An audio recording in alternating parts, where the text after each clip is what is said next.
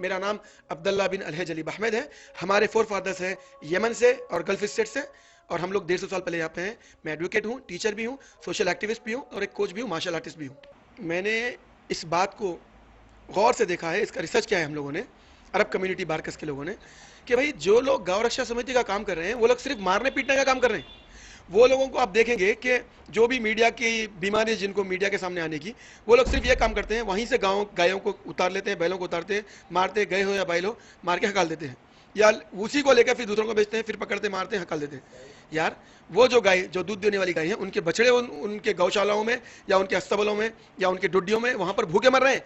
आप एक काम करिए, जो गाय को बेच रहा है उसको पकड़िए, उसको उसको खुसूसन उसको पुलिस स्टेशन के हवाले कीजिए। हमारे अपने कॉन्स्टिट्यूशन में, हमारे डेमोक्रेटिक सिस्टम में जुडिशल अथॉरिटी ने जो लॉ बनाया है उसके मुताबिक उसको सजा दीजिए।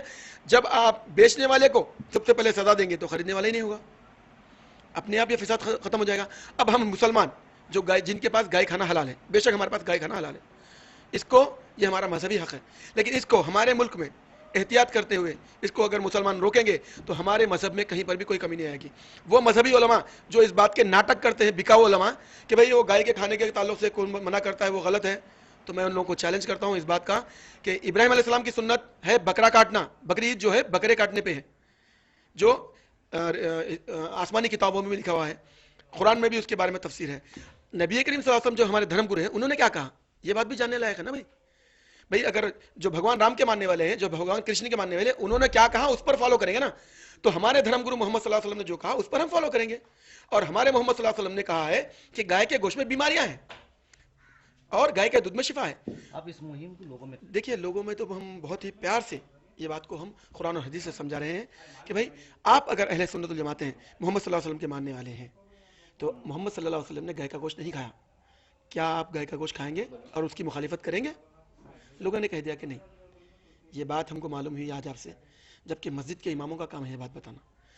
हमको ये चाहिए कि बकरीद में सभी मस्जिदों के इमामों से मेरी रिक्वेस्ट है कि आप लोग मज़हब इस्लाम की रोशनी में सभी पब्लिक को ये बताइए कि नबी करीम सल्लल्लाहु अलैहि वसल्लम ने गाय का गोश्त ईद उल अज़हा में कभी खाया नहीं, कभी भी ज़िंदगी में नहीं खाया आपने।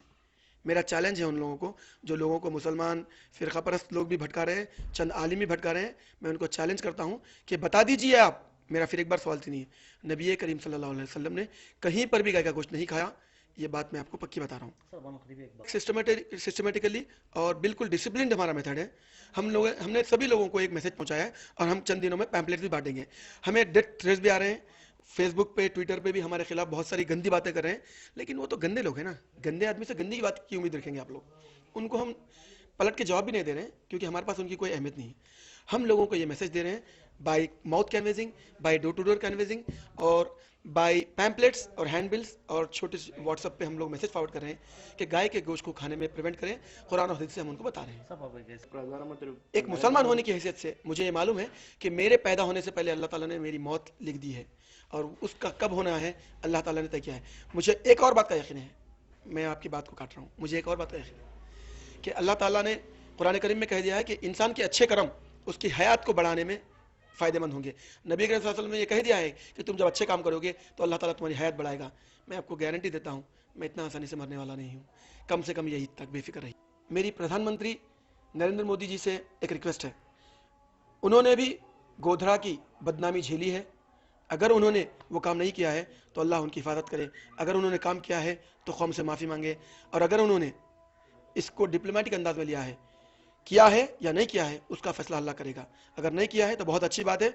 हमारी आपसे एक रिक्वेस्ट है, एक मैसेज है, हमको डिमांड करते हैं हम आपको इस बात का कि सारे हिंदुस्तान में मुसलमानों को गाय के काटने से प्रिवेंट होने के लिए उन्हें सब्सिडी दीजिए, हर साल सब्सिडी दीजिए, और हमारी बस्ती बारकस को वाईफाई फ्री बस्ती बनाइए आप।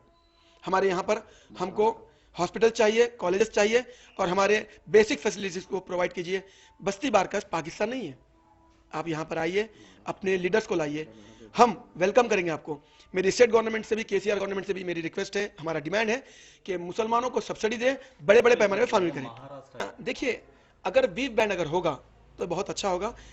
बहुत सारे हिंदू भाई इसको, गाय को अपनी माता मानते हैं, क्योंकि गाय के अंदर कई लाखों भगवान प्रवेश करते हैं, उसकी दुम से लेकर उसकी पूंछ तक। उसके 4 पैर मालूम है आपको क्या है?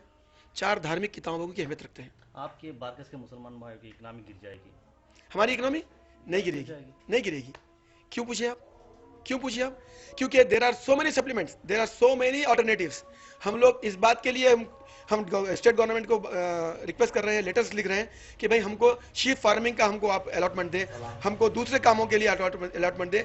टेनरी है, टेनरी का काम है, चमड़े बनाने का काम है, चमड़ों से जो सो बहुत सारी चीजें बनती हैं। जिस तरह से हमारी और एक डिमांड है, अल अना और अल कबीर की कंपनी को बैन करिए आप लोग। सबसे पहले ये काम होना चाहिए।